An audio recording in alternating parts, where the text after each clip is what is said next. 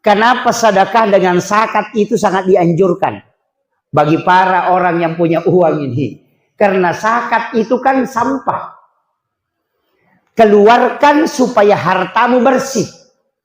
Kalau ada sesuatu yang dibuang kemudian yang tinggal itu bersih, berarti itu sampah. Kan gitu.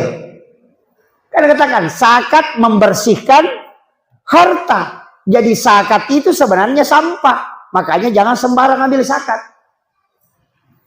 Karena sembarang ambil zakat, sembarang makan sampah. Ustaz jangan sembarang ambil zakat.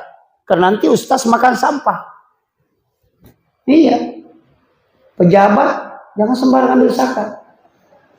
Nanti makan sampah. Imam juga begitu. Makanya jangan ambil kalau zakat kalau memang kita tidak berhak.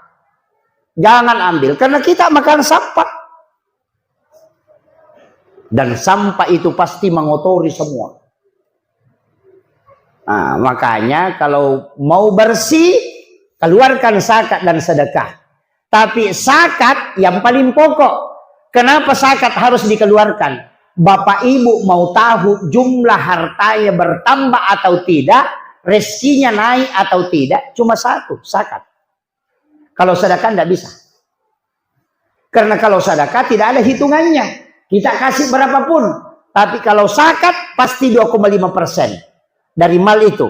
Makanya kalau rezekinya zakatnya tahun ini 100.000, tahun depan berzakat 200.000, berarti harta tak naik 100%.